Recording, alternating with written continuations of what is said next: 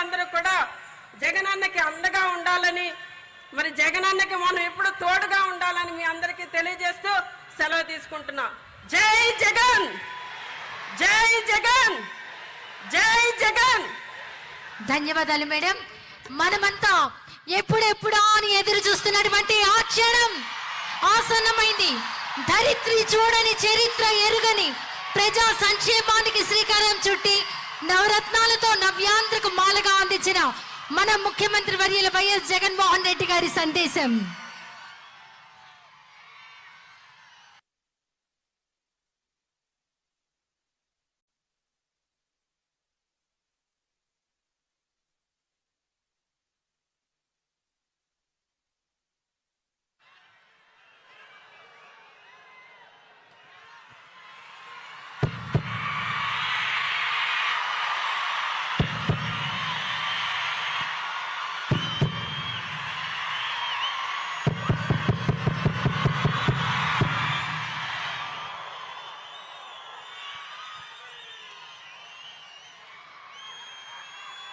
ఈరోజు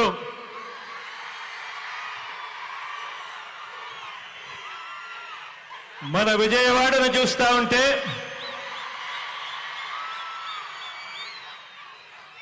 సామాజిక చైతన్యాల వాడగా ఈరోజు విజయవాడ కనిపిస్తా ఉంది.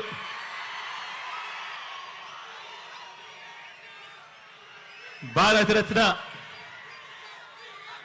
బాబాసాహెబ్ డాక్టర్ భీమ్రావ్ అంబేద్కర్ గారి మహావిగ్రహం, స్టాచ్యూ ఆఫ్ సోషల్ జస్టిస్ ఆవిష్కరణ సందర్భంగా ఇవాళ ఇక్కడికి వచ్చిన నా ప్రతి అక్కకు,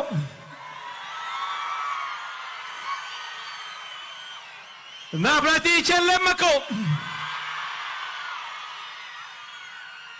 ప్రతి అవ్వకు, ప్రతి తాతకు, ప్రతి సోదరుడికి, ప్రతి స్నేహితుడికి,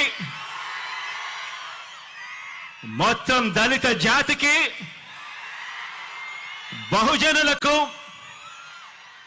రాజ్యాంగాన్ని, ప్రజాస్వామ్యాన్ని ప్రేమించే ప్రతి గుండెకు ఈరోజు మీ జగన్ అభినందనలు తెలియజేస్తా ఉన్నాడు ఈ వేదికపై నుంచి.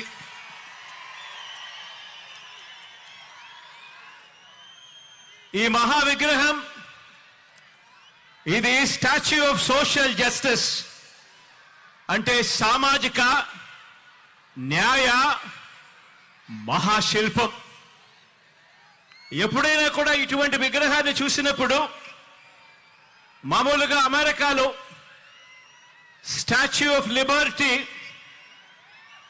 అనే అమెరికాలో మనకు కనిపిస్తూ ఉంటుంది. ఆ స్టాచ్యూ ఆఫ్ లిబర్టీ అంటే అమెరికా అని చెప్పి దాన్ని విన్నాం, దాని గురించి మనం మాట్లాడతాం. కానీ ఇక మీదటి నుంచి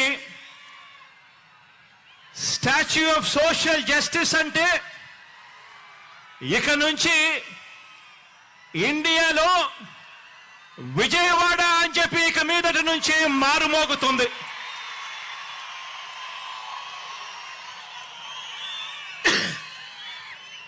ఈ విగ్రహం మనందరి ప్రభుత్వం ఈ 56 నెలల్లో అడుగడుగునా కూడా అనుసరించిన సామాజిక న్యాయానికి నిలువెత్తు నిదర్శనం ఈ విగ్రహం ఇక్కడే విజయవాడలో ఎప్పుడు కనిపిస్తూ ఉంటుంది.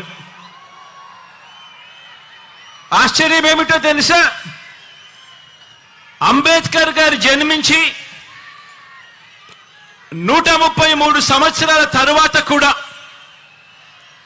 అంబేద్కర్ గారు మరణించిన 68 సంవత్సరాల తరువాత కూడా ఈ విగ్రహాన్ని